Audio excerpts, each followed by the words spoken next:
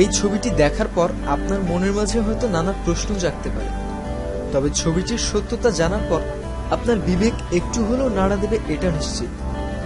ছবিটি ইউরোপের চিত্রশিল্পী মুরুলির চিত্রায়ন করা। ইউরোপের একটি দেশে একসময় এই লোকটির না খেয়ে মৃত্যুর শাস্তি দেওয়া হলো। লোকটিকে কারাগারে বন্দী করে রাখা হলো।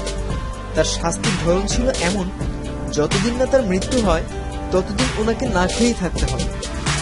এমতো অবস্থায় ওই লোকটির একমাত্র কন্যা বাবাকে দেখার জন্য সরকারের কাছে অনুরোধ জানায়। অনুরোধ ক্রমে প্রতিদিন একবার করে দেখার অনুমতি পেল মেয়েটি। প্রতিদিন দেখা করার আগে মেয়েটিকে ভালো করে পরীক্ষা করে নেওয়া হতো, যাতে মেয়েটি বাবার জন্য কোনো প্রকার খাবার অথবা অন্য কোনো জিনিস নিয়ে প্রবেশ করতে না পারে। কিন্তু প্রতিদিন বাবার এ অবস্থা দেখে মেয়েটি আর সহ্য করতে পারছিল না। তাই সে নিজের বাবাকে বাঁচানোর জন্য নিরুপায় হয়ে নিজের বুকের দুধ খাওয়াতে লাগল।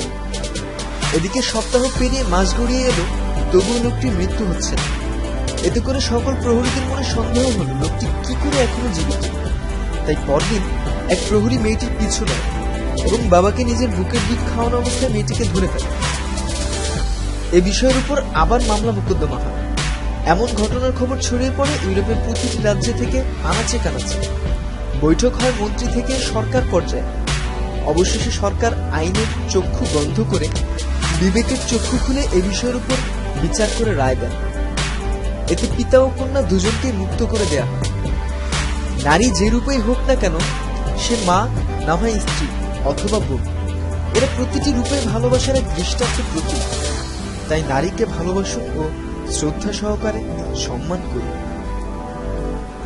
পৃথিবীর রকমারি খোঁজ খবরের জন্য সাবস্ক্রাইব করুন। ধন্যবাদ।